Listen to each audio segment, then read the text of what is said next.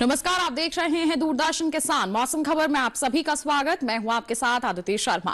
आज के मौसम खबर में आपको बताएंगे देश में कहां होगी बरसात, कहां चलेंगी तेज हवाएं, तापमान का जायजा भी आप तक पहुंचाएंगे। लेकिन आइए सबसे पहले शुरुआत कर लेते हैं बड़ी खबर के साथ। जी हां, बता दें आपको, सबसे पहले यहां पर बात करेंगे हम केरल की। तो बता दें केरल में भारी बारिश की चेतावनी अभी भी जारी है और साथ ही आपको जानकारी दें कि तमिलनाडु में भी भारी बारिश का अलर्ट जारी किया गया है।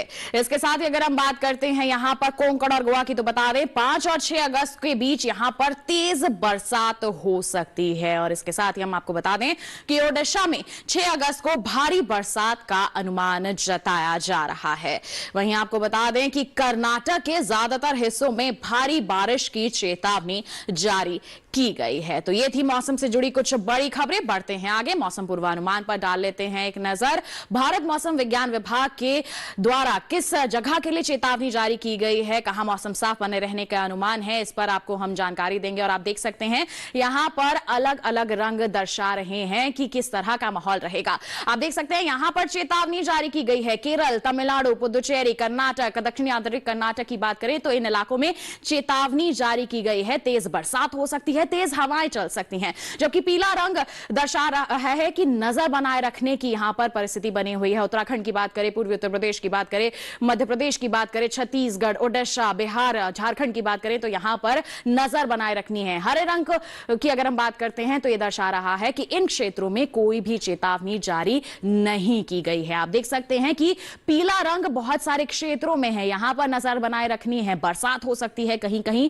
तेज हवाएं भी चलने के आसार बने हुए हैं। पूर्वोत्तर में भी पीला रंग दर्शा रहा है कि तेज हवाएं चल सकती हैं। वहीं अगर हम क्षेत्रवार बात करते हैं तो उत्तर पश्चिम भारत के पहाड़ी और मैदानी क्षेत्रों की आप बात कर लीजिए। देख सकते हैं आप यहां पर कि जम्मू कश्मीर, लद्दाख, गिलगित और हिमाचल प्रदेश, पंजाब के साथ साथ हरियाणा की बात करें तो यहां पर कई जगहों पर बरसात हो सकती है। उत्तराखंड में अधिकतर जगहों पर बादल बरसने के आसार हैं, जबकि उत्तर प्रदेश में अनेक जगहों पर बादल बरस सकते हैं। जी हां, यहां ये हम बात कर रहे हैं उत्तर पश्चिम भारत के पहाड़ी साथ ही साथ मैदानी क्षेत्रों की। वहीं अगर हम बढ़ते हैं पूर्वी और पूर्वोत्तर की बात करते हैं तो देख सकते हैं आप कि उप हिमालय पश्चिम बंगाल, सिक्किम में अधिकतर जगहों पर बरसात हो सकती है। जबकि आप देख सकते हैं कि ओडिशा और गांगे पश्चिम बंगाल में कई जगहों पर बादल बरस सकते हैं। वहीं बिहार की बात करें, झारखंड की बात करें, पूर्वोत्तर की बात करें तो यहां पर अनेक जगहों पर बादल बरसने के आसार हैं।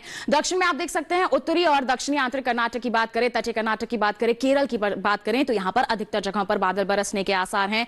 जबकि तेलंगाना, रायलसीमा और तमिलनाडु, पुदुचेरी में अनेक स्थानों पर बादल बरस सकते हैं और तटीय आंध्र प्रदेश में कई जगहों पर बादल बरसने के आसार बने हुए हैं। वहीं अगर हम मध्य और पश्चिमी भारत की बात करते हैं तो देख सकते हैं आप मध्य महाराष्ट्र, मराठवाड़ा में अनेक जगहों पर बादल बरस सकते हैं। कोंकण, गोवा का भी ऐसा ही हाल रहेगा। जबकि गुजरात, पूर्वी राजस्थान, पूर्वी मध्य प्रदेश, छत्तीसगढ़, विदर्भ की बात करें तो कई जगह पर यहां पर बादल बरस सकते हैं। जबकि पश्चिमी मध्य प्रदेश, पश्चिमी राजस्थान, सौराष्ट्र, कच्छ की बात करते हैं तो यहां पर कुछ एक जगह है जहां पर बारिश हो सकती है। ये तो जाना मौसम पूर्वानुमान, आगे कैसा रहेगा। अब पिछले 24 घंटों के दौरान क्या हाल रहा है देख सकते हैं आप। जम्मू कश्मीर की बात करें, हिमाचल प्रदेश, उत्तराखंड, पश्चिमी उत्तर प्रदेश, हरियाणा और पंजाब की बात करें तो यहां पर पिछले 24 घंटों के दौरान तेज बरसात दर्ज की गई है। पूर्वी उत्तर प्रदेश में भी तेज बरसात हुई है, साथ ही तेज हवाएं भी चली हैं। जबकि पश्चिमी राजस्थान में आप देख सकते हैं पिछले 24 घंटों के दौरान यहां पर तेज हवाएं दर्ज की गई हैं।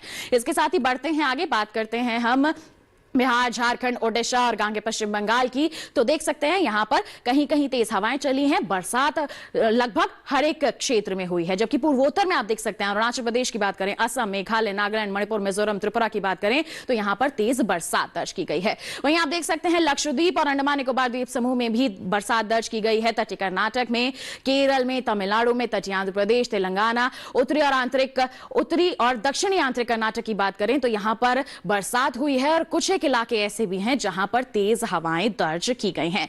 मध्य और पश्चिमी भारत की बात करते हैं, देख सकते हैं सौराष्ट्र, कच्छ, गुजरात में बादल बरसे हैं। कोंकण, गोवा में बादल दर्ज किए गए हैं। मध्य महाराष्ट्र, मराठवाड़ा, पश्चिमी मध्य प्रदेश, पूर्वी मध्य प्रदेश और छत्तीसगढ़, विदर्भ में भी यहां तेज बरसात हुई है। जबकि छत्तीसगढ़ में तो तेज हवाएं भी दर्ज की गई हैं पिछले 24 घंटों के दौरान। तो आपने जाना कि देश के अलग अलग क्षेत्रों में पिछले 24 घंटों के दौरान बरसात का हाल कैसा रहा है और आगे आने वाले समय में किस तरह की परिस्थितियां बरसात के लिहाज से रह सकती हैं। आगे भी मौसम से संबंधित जानकारियां आप तक पहुंचाएंगे, लेकिन अभी रुक रहे हैं एक छोटे से ब्रेक के लिए। आप कहीं मत जाइए, देखते रहिए मौसम खबर और बने रहिए दूरदर्शन किसान पर।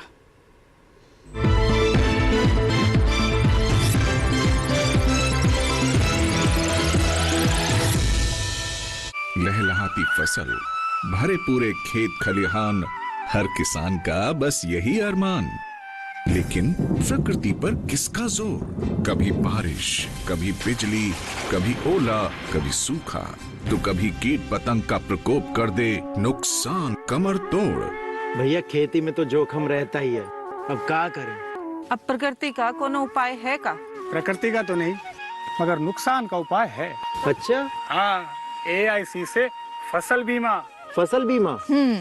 मतलब मामूली सा प्रीमियम दो और बड़ी चिंता से मुक्ति पाओ। अरे वाह! AIC से अपनी जरूरत अनुसार कोई फसल बीमा चुने, जैसे प्रधानमंत्री फसल बीमा योजना। बुआई से लेके कटाई तक प्राकृतिक आपदा से सुरक्षित रहे किसान। भरपाई हो पूरी अगर फसल का हो नुकसान, जब AIC का है साथ तो ना डर ना फिक्र की बात। Agriculture insurance company of India limited. AIC।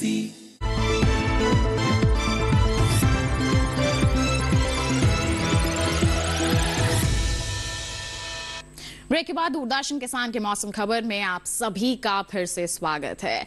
आइए मौसम से संबंधित और जानकारियां आप तक पहुंचाते हैं और अब आपको बताते हैं कि देश के अलग अलग क्षेत्रों में तापमान का जो हाल है वो किस प्रकार दर्ज किया गया है पिछले 24 घंटों के दौरान। और सबसे पहले यहां पर हम बात करेंगे अधिकतम तापमान के हाल की। देख सकते हैं आप गुजरात, मध्य महाराष्ट्र, पूर्वी मध्य प्रदेश और विदर्भ की बात करते हैं तो अधिकतम तापमान यहां पर सामान्य के मुकाबले 3.1 डिग्री सेल्सियस से 5 डिग्री सेल्सियस तक ज्यादा दर्ज किया गया है। जबकि वहीं अगर हम बात करेंगे तेलंगाना और ओडिशा की तो देख सकते हैं यहां पर भी ऐसा ही हाल रहा है। अधिकतम तापमान का 3.1 डिग्री सेल्सियस से 5 डिग्री सेल्सियस तक की बढ़ोतरी दर्ज की गई है अधिकतम तापमान में यहां पर पिछले 24 घंटों के दौरान। वहीं अगर हम बात करें पूर्वी उत्तर प्रदेश की, छत्तीसगढ़ की, गांगे पश्चिम बंगाल की तो यहां पर देख सकते हैं आप 1.6 डिग्री सेल्सियस से 3 डिग्री सेल्सियस ज्यादा दर्ज किया गया है अधिकतम तापमान पिछले 24 घंटों के दौरान सामान्य के मुकाबले। वहीं अगर हम बढ़ते हैं आगे, बात करते हैं कच्छ की, सौराष्ट्र की और पश्चिमी मध्य प्रदेश की तो यहां पर भी अधिकतम तापमान का कुछ ऐसा ही हाल रहा है। 1.6 डिग्री सेल्सियस से 3 डिग्री सेल्सियस तक ज्यादा दर्ज किया गया है इन क्षेत्रों में अधिकतम तापमान। वहीं अगर हम सबसे ज्यादा तापमान की बात करें तो देख सकते हैं आप तेलंगाना के नलगोंडा में रहा है 38 डिग्री सेल्सियस। जी हां, यहां पर देश के मैदानी क्षेत्रों में सबसे ज्यादा तापमान दर्ज किया गया है। अब बात करेंगे न्यूनतम तापमान के हाल की तो देख सकते हैं पूर्वी मध्य प्रदेश और विदर्भ में न्यूनतम तापमान कैसा रहा है। 3.1 डिग्री सेल्सियस से 5 डिग्री सेल्सियस ज्यादा रहा है यहां पर न्यूनतम तापमान सामान्य के मुकाबले। वहीं बढ़ते हैं आगे, बात करते हैं मध्य महाराष्ट्र की, मराठवाड़ा की, तेलंगाना की तो देख सकते हैं यहां पर जो न्यूनतम तापमान है 1.6 डिग्री सेल्सियस से 3 डिग्री सेल्सियस तक ज्यादा रहा है पिछले 24 घंटों के दौरान। वहीं अगर हम बढ़ते हैं आगे, बात करते हैं जम्मू कश्मीर की तो देख सकते हैं यहां पर परिस्थितियां थोड़ी विपरीत रही हैं। 3 डिग्री से 5 डिग्री सेल्सियस तक कम रहा है यहां पर न्यूनतम तापमान। और वहीं आपको बता दें देश के मैदानी इलाकों में सबसे कम जो तापमान है पूर्वी मध्य प्रदेश के पंचमढ़ी में रहा है 20.8 डिग्री सेल्सियस। तो अभी आपने जान लिया कि देश के अलग अलग क्षेत्रों में अधिकतम और साथ ही न्यूनतम तापमान का जो हाल है वो किस प्रकार दर्ज किया गया है। आइए बढ़ते हैं आगे और देश के मुख्य शहरों में तापमान की स्थिति किस प्रकार बनी हुई है उस पर नजर डाल लेते हैं।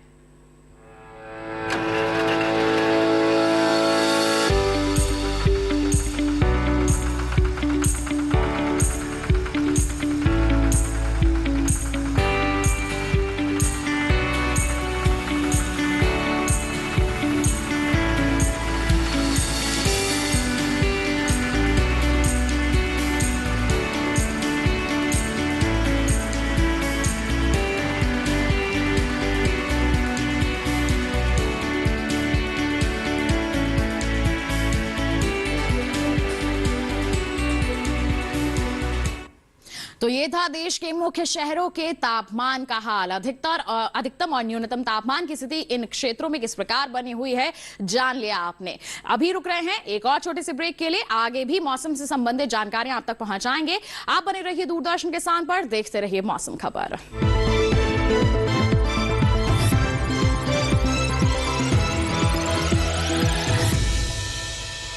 अमरनाथ यात्रा पर जाने वाले श्रद्धालुओं के लिए कुछ खास जानकारी। यात्रा मार्ग में बार बार बारिश होती है और तापमान में अचानक गिरावट आती है जो कभी कभी 5 डिग्री सेल्सियस से नीचे भी जा सकता है। इसलिए यात्रियों को यात्रा के दौरान जैकेट, ऊनी मोजे, मफलर, रेनकोट, छाता और विंड चीटर लाने की सलाह दी जाती है। उच्च स्तर की शारीरिक फिटनेस प्राप्त करके यात्रा की तैयारी करें। आपको सलाह दी जाती है कि यात्रा से कम 1 महीने पहले 4-5 किलोमीटर सुबह या शाम की सैर जरूर करें। अपने शरीर की ऑक्सीजन क्षमता में सुधार के लिए आपको गहरी सांस लेने के व्यायाम और योग, विशेष रूप से प्राणायाम शुरू कर देना चाहिए। जय जय बाबा बर्फानी।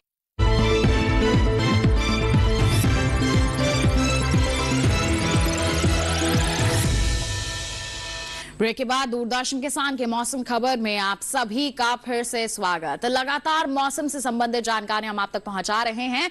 अब बात होगी यहां पर वायु गुणवत्ता की। जी हां, सबसे पहले बात होगी राजधानी दिल्ली की। 73 गुणवत्ता सूचकांक बना हुआ है जो कि अच्छे की श्रेणी में दर्ज किया जाता है। लखनऊ की बात करें 39 गुणवत्ता सूचकांक है जो कि बहुत ही अच्छा यहां पर माना जा रहा है। पटना की बात करें 58 है गुणवत्ता सूचकांक जो कि यहां पर हम कह सकते हैं कि अच्छी परिस्थितियां बनी हुई है। वहीं बढ़ते हैं आगे, हैदराबाद की बात करते हैं तो देख सकते हैं आप 52 गुणवत्ता सूचकांक यहां पर दर्ज किया जा रहा है जो कि अच्छे और बहुत अच्छे की श्रेणी में यहां पर हम कह सकते हैं दर्ज किया जा रहा है। पुणे की बात करें 38 है गुणवत्ता सूचकांक जो कि बहुत ही अच्छा माना जाता है। वहीं कोलकाता की बात करें तो यहां पर गुणवत्ता सूचकांक 40 दर्ज किया जा रहा है जो कि बहुत अच्छे की श्रेणी में आता है। वहीं मुंबई की बात करें तो यहां पर भी परिस्थितियां अच्छी ही हैं। 64 गुणवत्ता सूचकांक मुंबई में दर्ज किया जा रहा है। वहीं अगर हम बेंगलुरु की बात करते हैं तो 48 बना हुआ है गुणवत्ता सूचकांक जो कि बहुत अच्छे की श्रेणी में यहां दर्ज किया जाता है। वायु गुणवत्ता के बाद अब बात करते हैं पर्यटन पूर्वानुमान की और सबसे पहले आपको बताएंगे लद्दाख के लेह का हाल। तो देख सकते हैं आप कि अगर हम अगले 4 दिनों की बात करते हैं तो यहां पर बरसात नहीं होगी लेकिन बादल जरूर छाए रहेंगे। बुधवार, गुरुवार, शुक्रवार, शनिवार की बात करें बादल छाए रह सकते हैं। अधिकतम तापमान में 1 डिग्री का बदलाव हो रहा है, 23 से 24 पहुंच रहा है, जबकि न्यूनतम तापमान में 2 डिग्री का फर्क हम देख रहे हैं अगले 4 दिनों के दौरान। 8 से 9 फिर 10 तक दर्ज किया जा सकता है न्यूनतम तापमान अगले 4 दिनों के दौरान। वहीं अगर हम उत्तराखंड के देहरादून की बात करें तो देख सकते हैं आप बुधवार को बरसात होगी, गुरुवार को गरज के साथ बरसात हो सकती है, शुक्रवार, शनिवार को भी यहां पर बरसात के आसार बने हुए हैं। अधिकतम तापमान की बात करें 31, 32, फिर 31, 31 दर्ज किया जा सकता है, जबकि न्यूनतम तापमान 22 के बाद अगले 3 दिन के दौरान 23 डिग्री सेल्सियस दर्ज किया जा सकता है। यह अनुमान जताया जा रहा है भारत मौसम विज्ञान विभाग द्वारा। बढ़ते हैं आगे, बात करते हैं हम उत्तर प्रदेश के आगरा की। तो देख सकते हैं चारों ही दिन यहां पर तेज बारिश होने के आसार नजर आ रहे हैं। अधिकतम तापमान 32, 33, 34 और फिर 33 दर्ज किया जा सकता है, जबकि न्यूनतम तापमान भी इसी तरह का बना रहेगा, 25, 26, 27 और फिर 26 पर जाकर दर्ज किया जा सकता है अगले 4 दिनों के दौरान। तो उत्तर प्रदेश के आगरा का रुख करना चाहते हैं तो आप सावधानी बरतें क्योंकि बरसात की संभावनाएं हैं अगले 4 दिन। राजस्थान के माउंट आबू की बात करें, यहां पर भी माहौल ऐसा ही रहेगा, तेज बरसात दर्ज की जा सकती है। बुधवार, गुरुवार, शुक्रवार, शनिवार चारों ही दिन यहां पर बारिश देखने को मिल सकती है, जबकि अधिकतम तापमान में आप देख सकते हैं 1 डिग्री सेल्सियस की गिरावट है और न्यूनतम तापमान में भी 1 ही डिग्री का बदलाव है। 15, 16 और फिर 14 बना रहेगा यहां पर न्यूनतम तापमान अगले 4 दिनों के दौरान। तो यहां पर बरसात देखने को मिलेगी आपको। वहीं मणिपुर के इंफाल की अगर हम बात करते हैं तो देख सकते हैं आप कि चारों ही दिन यहां पर गरज के साथ तेज हवाएं तो चलेंगी, साथ ही बरसात भी हो सकती है। देख सकते हैं आप अधिकतम तापमान में गिरावट हो रही है, 30 से 28 पहुंच रहा है, जबकि न्यूनतम तापमान 22 से 21 तक दर्ज किया जा सकता है। तो 1 ही डिग्री का फर्क यहां पर न्यूनतम तापमान में दर्ज किया जा सकता है अगले 4 दिनों के दौरान। हम यहां पर मणिपुर के इंफाल की बात कर रहे थे। वहीं अगर हम गोवा के पणजी की बात करें तो बुधवार, गुरुवार, शुक्रवार को बरसात हो सकती है, जबकि शनिवार को यहां बारिश तो नहीं होगी लेकिन बादल जरूर छाए रह सकते हैं। अधिकतम तापमान में कोई बदलाव नहीं है, न्यूनतम तापमान भी ऐसा ही है, यहां पर भी कोई बदलाव की संभावना नहीं बनी हुई है, लेकिन आप देख सकते हैं बरसात में जरूर बदलाव हो रहा है। 3 दिन बारिश होगी, चौथे दिन यहां पर सिर्फ बादल छाए रहने के आसार बने हुए हैं। बढ़ते हैं आगे, बात करते हैं केरल के कन्नूर की। तो देख सकते हैं आप चारों ही दिन यहां पर तेज बारिश की संभावनाएं बनी हुई हैं। जी हां, बुधवार, गुरुवार, शुक्रवार, शनिवार की बात करें तो चारों ही दिन गरज के साथ बादल बरस सकते हैं। 28, 30 और फिर 32 जा सकता है अधिकतम तापमान, जबकि न्यूनतम तापमान में भी बढ़ोतरी देखने को को मिल रही है। 23 से 25 तक पहुंच सकता है अगले 4 दिनों के दौरान इस क्षेत्र में न्यूनतम तापमान। तो देश के अलग अलग पर्यटन स्थलों की हम बात करें तो कैसा मौसम का हाल रह सकता है, अभी आपने जान लिया। मौसम के बारे में बहुत सारी जानकारी हमने आप तक पहुंचा दी। अब बात कर लेते हैं खेती किसानी की। वर्तमान समय की अगर हम बात करते हैं तो कौन कौन से कृषि कार्य हमारे किसानों को करना सही रहेगा जिससे आगे चलकर अच्छी उपज वो हासिल कर सके। जानकारी के लिए आइए देखते हैं ये रिपोर्ट। असम के डिफू में किसान धान की रुपाई करते समय पौधों के ऊपरी हिस्से को काट दे, साथ ही जरूरत पड़ने पर यूरिया डाले। इस समय यहाँ तिल की ST 1683, पंजाब तिल नंबर 1 और गौरी जैसी उन्नत किस्मों की बुआई की जा सकती है। इसका खेत तैयार करते समय 9 kilo urea, 17 kilo SSP, 5 kilo MOP, 13 quintal गोबर की खाद प्रति बीघा में डाले। यहाँ मूंग और उड़द की बुआई की जा सकती है, जिसके लिए अच्छे किस्म के बीजों का ही इस्तेमाल करें। पपीते के नए बागों के लिए रुपाई की जा सकती है। पुराने बागों में अच्छी पैदावार के लिए पपीते की कटाई छटाई करते रहे। असम के सोनितपुर में गन्ने की फसल को सहारा दे, जिससे इसकी फसल का तेज बारिश और हवा से बचाव हो सके। गन्ने को लाल सड़न रोग से बचाने के लिए खेतों में पानी की निकासी की व्यवस्था करें। अदरक और हल्दी को प्रकंद सड़न रोग से बचाने के लिए एक हाथ से निराई गुड़ाई करें और अगर जरूरत पड़े तो दवाइयों का इस्तेमाल करें। इनके खेतों में जमा पानी को निकाल दें। यहाँ नींबू की पकी फसल की तुड़ाई की जा सकती है। अरुणाचल प्रदेश के बसर में किसान मूंग के खेतों में जमा पानी को निकाल दें। जरूरत पड़ने पर ही इसकी फसल की सिंचाई करें। इस मौसम में मूंग में चित्तीदार फली छेदक देखा जाता है, इससे बचाव के लिए जरूरी कीटनाशक छिड़के। इस मौसम में संतरे में साइट्रस कैंकर का रोग देखा जाता है, ऐसे में ग्रसित पत्तियों और शाखाओं को काट कर जला दे। अगर रोग का प्रकोप ज्यादा है तो उचित कीटनाशकों का स्प्रे करें। लौकी की फसल में इस समय फल मक्खी का संक्रमण हो सकता है, तो बचाव के लिए जरूरी कीटनाशक छिड़के। तो जाना आपने कि वर्तमान समय में कौन कौन से कृषि कार्य आप अपने खेतों में कर सकते हैं जिससे अच्छी उपज आप हासिल कर सकें। बढ़ते हैं आगे, बात करते हैं आज की फसल की। और आज की फसल में हम आपको शलजम की खेती के बारे में बताएंगे। जी हाँ, इसकी अच्छी उपज आप हासिल कर सकते हैं, लेकिन जरूरत है कि शुरुआत से लेकर अंत तक आप हर छोटी से बड़ी बात का ध्यान रखें। तो किस तरह से आपको इसका प्रबंधन करना है, जानने के लिए देखिए हमारी ये रिपोर्ट।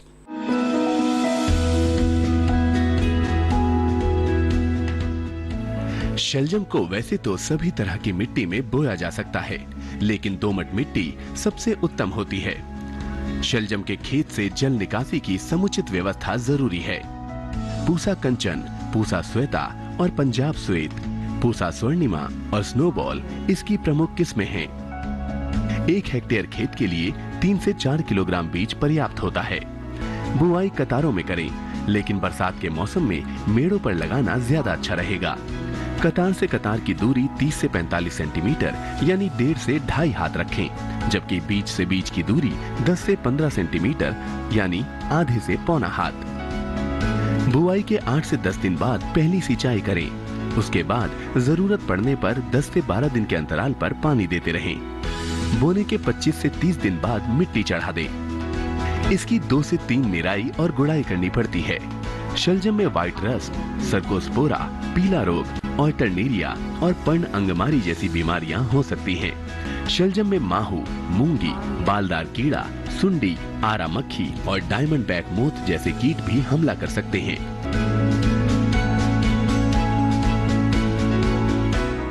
तो अभी आपने जाना शलजम की अच्छी उपज हासिल करने के लिए किस तरह के कृषि कार्य आपको करने की जरूरत है। खेती किसानी के साथ साथ मौसम का हाल भी आपने जान लिया और इसके साथ बता दें आज के मौसम खबर में बस इतना ही। चलते चलते एक विशेष जानकारी और आप तक पहुंचा दें कि टीवी स्क्रीन पर दिखाई जा रहे QR कोड को आप स्कैन कर लीजिए, सीधा पहुंच जाएंगे हमारे YouTube चैनल पर। आप मौसम का हाल जान सकते हैं मौसम खबर के साथ। और इसी के साथ हमें दीजिए इजाजत, लेकिन आप बने रहिए दूरदर्शन किसान पर। नमस्कार।